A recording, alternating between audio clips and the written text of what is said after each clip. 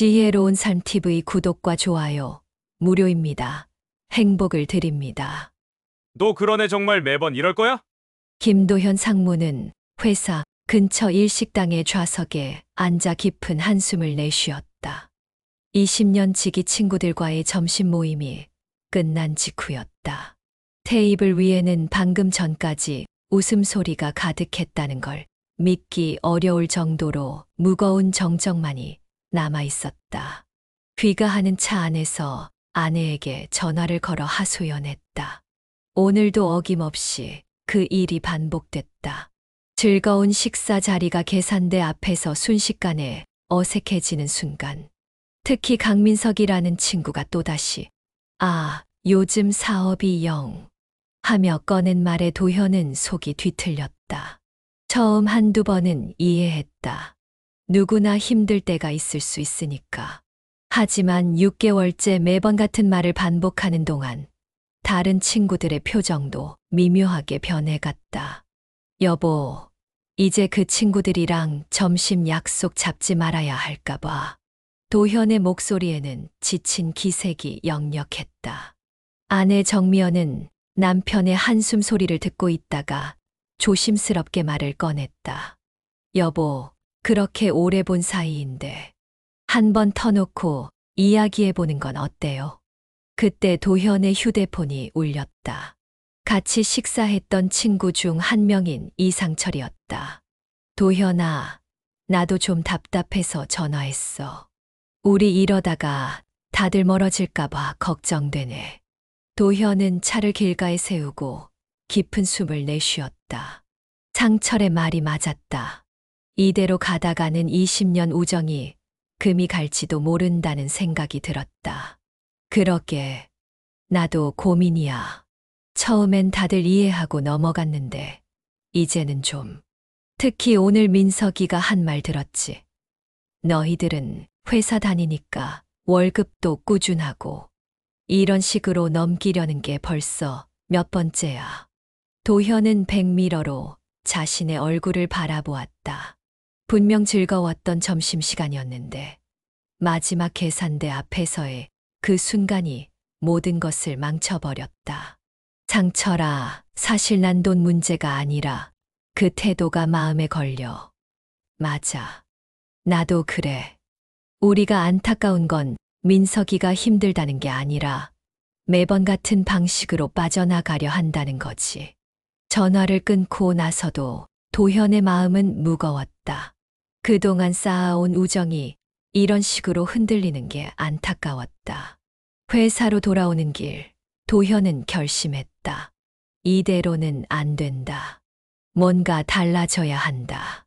단순히 밥값을 누가 내느냐의 문제가 아니라 서로를 배려하는 마음가짐의 문제라는 걸 깨달았다. 사무실에 도착해서 컴퓨터를 켜며 도현은 생각했다. 이번 주말 친구들과 다시 한번 만나자고 해야겠다고. 이번에는 터놓고 이야기를 나눠야 할 때였다. 주말 도현의 제안으로 친구들이 한강공원 근처 카페에 모였다. 이번에는 평소와 달리 식사 자리가 아닌 차분히 이야기를 나눌 수 있는 공간을 골랐다. 다들 왔네. 오늘은 좀 심각한 얘기를 하려고 불렀어. 도현이 입을 열었다. 민석의 얼굴이 살짝 굳어졌다. 아마도 예감이 있었을 것이다. 민석아, 너 요즘 사업하면서 많이 힘들지? 상철이 조심스럽게 말을 꺼냈다. 그래. 요즘 장사가 영. 민석이 또다시 같은 말을 시작하려 하자 이번에는 박준호가 말을 끊었다. 민석아, 우리가 30년 지기 아니냐. 진짜 어렵다면 우리가 도와줄 방법을 찾아보자. 하지만 매번 밥값 계산할 때마다 같은 말을 반복하는 건. 민석의 얼굴이 붉어졌다. 뭐야, 그럼 내가 거짓말했다는 거야? 그게 아니라 도현이 중재하듯 말했다. 우리가 걱정되는 건 내가 어려운 게 아니라 그걸 대하는 방식이야. 힘들면 솔직히 말하고 우리끼리 해결 방법을 찾아보면 되잖아. 카페 안에 무거운 침묵이 내려앉았다. 민석은 커피잔만 만지작거리며 말이 없었다. 사실, 나도 할 말이 있어. 그동안 조용히 있던 정태우가 입을 열었다. 민석이 너 지난달에 새 차 샀다며? SNS에 올린 거 봤어. 근데 우리랑 밥 먹을 때마다 카드가 안 된다. 한도 초과됐다. 이런 말만 하니까 솔직히 좀 서운하더라. 민석의 얼굴이 창백해졌다. 그거는 회사 차고, 회사 차든 뭐든. 상철이 한숨을 쉬었다. 우리가 바라는 건 그저 내가 조금만 더 성의를 보여주는 거야. 꼭 돈의 문제가 아니라 마음가짐의 문제라고. 그래, 내가 정말 어렵다면 우리가 이해 못할 것 같아. 하지만 매번 같은 핑계로 빠져나가려고만 하니까. 준호의 말에 다들 고개를 끄덕였다. 민석은 잠시 침묵하다가 자리에서 벌떡 일어났다. 됐어. 내가 구차하게 굴었나 보네. 앞으로 안 만나면 되잖아. 민석아. 도현이 붙잡으려 했지만 민석은 카페를 뛰쳐나가 버렸다. 남은 사람들은 한동안 말없이 앉아 있었다. 30년 우정이 이렇게 깨질 수도 있다는 사실이 믿기지 않았다. 어쩌면 좋지. 태우가 한숨을 내쉬었다. 시간을 좀 줘야 할 것 같아. 민석이도 이번 일을 계기로 생각해 볼 테니까. 도현이 말했다. 하지만 모두의 마음 한켠에는 불안감이 자리 잡았다. 이렇게 터놓고 이야기를 나눈 것이 오히려 관계를 더 멀어지게 만든 것은 아닐까 하는 걱정이 들었다. 카페를 나서는 길, 도현은 하늘을 올려다보았다. 가을 하늘은 유난히 높고 푸르렀지만 그의 마음은 그 어느 때보다 무거웠다. 일주일이 지났다. 민석과의 불편한 만남 이후 친구들 단체 채팅방은 묘한 정적에 빠져 있었다. 평소 같으면 누군가 농담 하나 던지고 다들 웃으며 화답했을 텐데 이제는 업무적인 연락만 오가는 정도였다. 그러던 어느 날 아침 도현의 휴대폰이 울렸다. 발신자 표시를 보고 그는 잠시 망설였다. 민석이었다. 여보세요. 조심스럽게 전화를 받자 예상과 달리 민석의 목소리는 차분했다. 도현아, 시간 좀 될까? 커피라도 한잔 하면서 얘기 좀 하고 싶어. 도현은 잠시 침묵했다가 대답했다.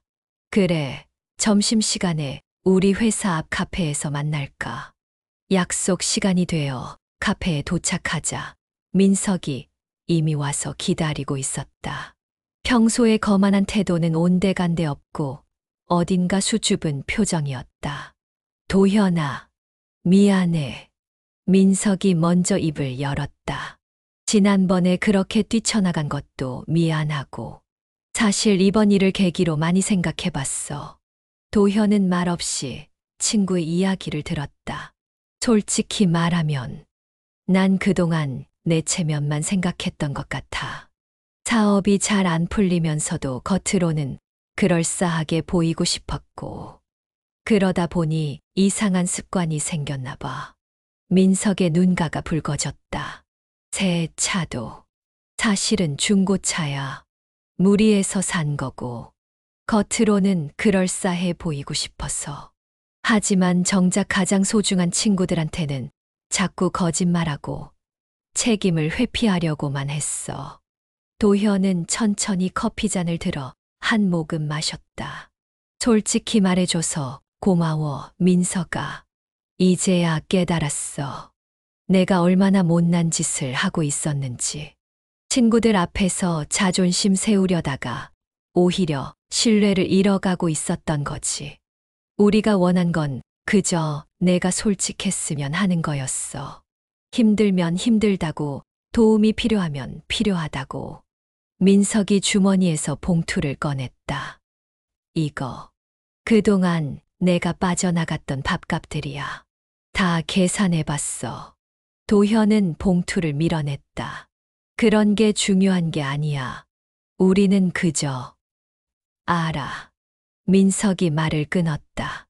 이건 내 마음의 짐을 내려놓는 거야. 앞으로는 달라질 거야. 정말 어려울 땐 솔직하게 말하고, 그렇지 않을 땐 내가 먼저 나서서 계산할게. 도현은 문득 30년 전 처음 민석을 만났던 대학 시절이 떠올랐다. 그때의 순수했던 우정이 다시 살아날 수 있을까? 그래, 우리 다시 시작해보자. 도현이 미소를 지으며 말했다. 근데 말이야. 민석이 조심스럽게 말을 이었다. 다른 친구들은 나를 아직도 받아줄까? 당연하지. 우리가 30년을 함께 해온 사이인데 내가 이렇게 마음을 열었으니 다들 반겨줄 거야. 두 사람은 오랜만에 편안한 웃음을 나누었다.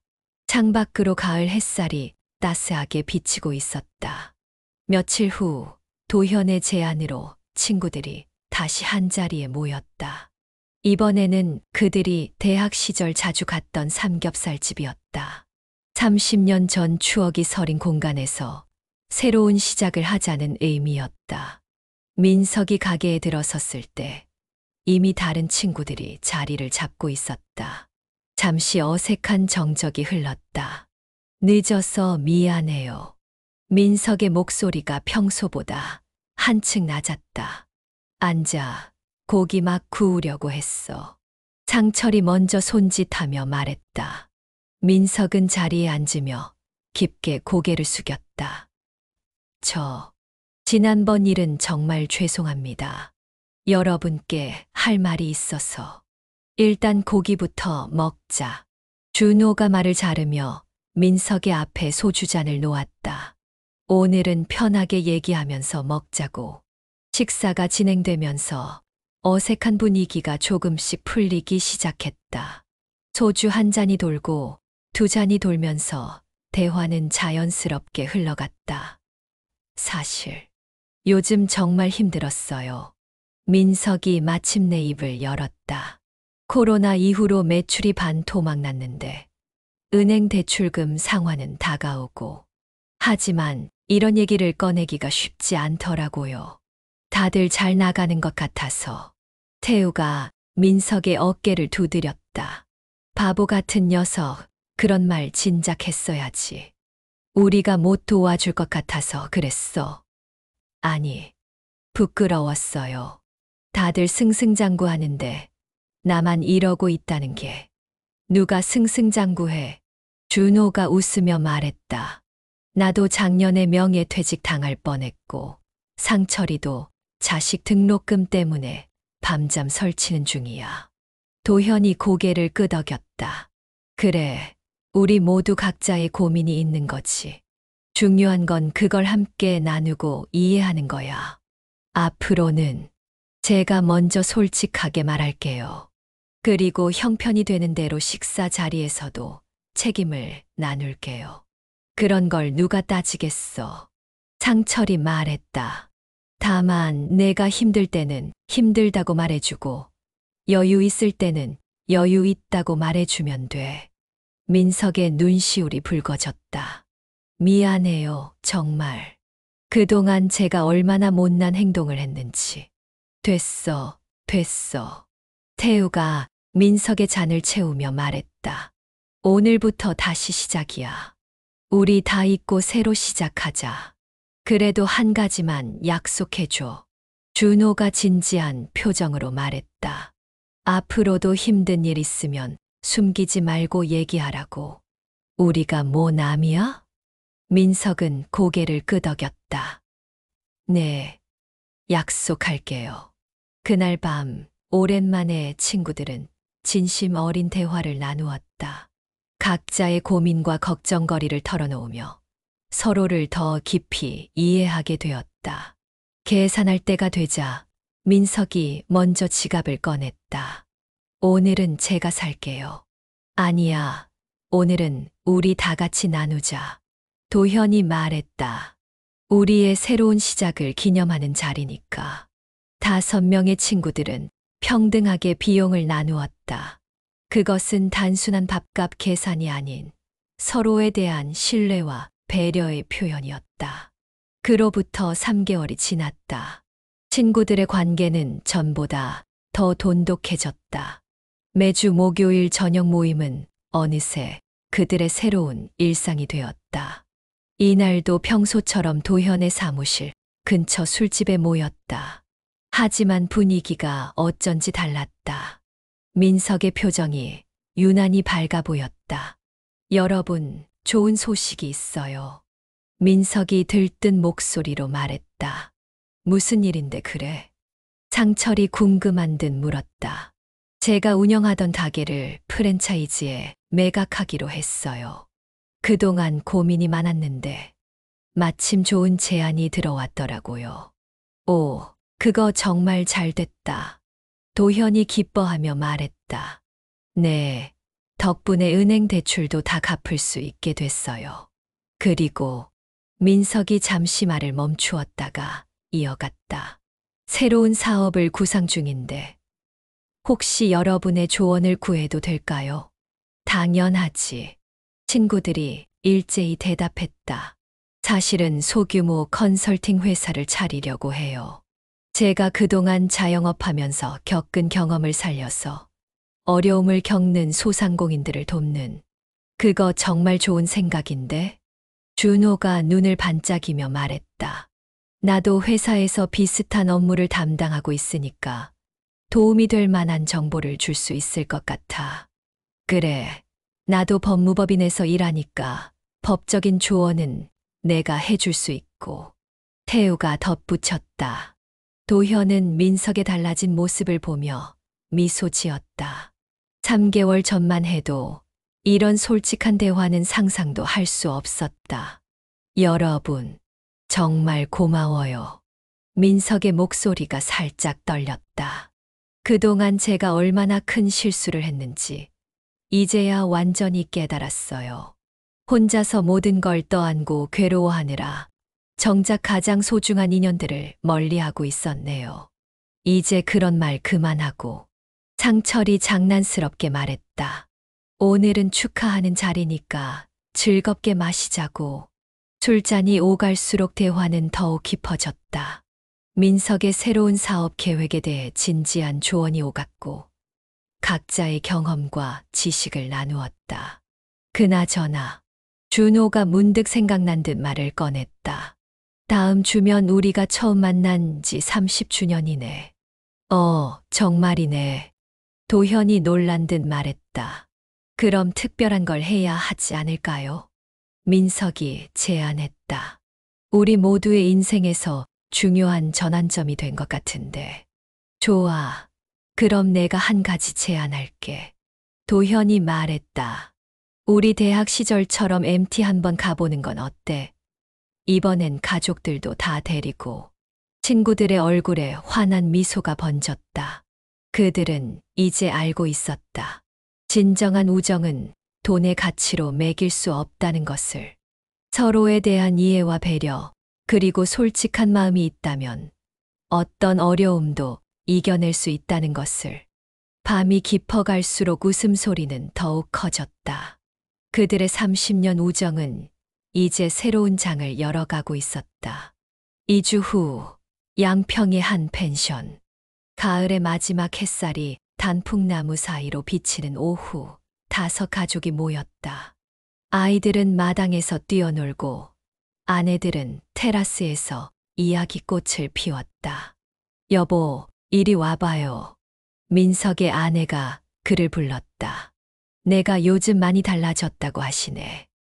다들 그녀의 눈가에 미소가 어렸다. 민석은 멀리 펜션 앞마당에서 배구를 하고 있는 친구들을 바라보았다. 도현이 서브를 넣고 준호가 받아내고 상철이 토스를 올리고 태우가 스파이크를 날리는 모습이 마치 대학 시절로 돌아간 것 같았다. 그동안 제가 많이 부족했죠. 민석이 작은 목소리로 말했다. 아니에요. 당신은 그저 혼자 모든 걸 견디려고 했을 뿐이에요. 하지만 이제는 달라졌잖아요? 마당에서 웃음소리가 들려왔다. 준호가 공을 받다가 넘어진 모습이 우스웠던 모양이다. 여보, 저기 봐요. 아내가 가리키는 곳을 보니 도현의 아들과 태우의 딸이 함께 나무 그늘에서 책을 읽고 있었다. 우리 다음 세대까지 이어질 인연이네요. 민석은 고개를 끄덕였다. 그리고 주머니에서 작은 수첩을 꺼냈다. 새로운 사업을 준비하면서 친구들이 하나하나 조언해 준 내용들을 빼곡히 적어둔 것이었다. 이제 시작이에요. 아내가 말했다. 당신의 새로운 시작. 그리고 우리 모두의 새로운 시작. 저녁이 되자 모두가 바비큐 파티를 위해 모였다. 도현이 마련한 와인이 돌았고 상철이 가져온 고기가 지글지글 구워졌다. 자, 모두 잔을 들어주세요. 도현이 일어서며 말했다. 30년 전 우리는 그저 평범한 대학생들이었습니다. 서로 다른 꿈을 꾸며 각자의 길을 걸어왔지만 우리를 이어주는 우정의 끈은 결코 끊어지지 않았죠. 때로는 멀어지기도 했고 서로를 이해하지 못할 때도 있었습니다. 하지만 진정한 우정은 그런 시련을 이겨내고 더욱 강해진다는 걸 우리는 배웠습니다. 이제 우리는 새로운 시작점에 섰습니다. 민석이의 용기 있는 결단이 우리 모두에게 깊은 깨달음을 주었고 우리의 관계는 더욱 단단해졌습니다. 앞으로도 우리는 서로에게 힘이 되어줄 것입니다. 좋은 일이 있을 때는 함께 기뻐하고 어려운 일이 있을 때는 서로의 어깨가 되어주면서 우리의 30년 우정과 도현이 잔을 들었다. 앞으로의 30년을 위하여 건배 모두가 함께 외쳤다. 밤하늘의 별들이 반짝이기 시작했다.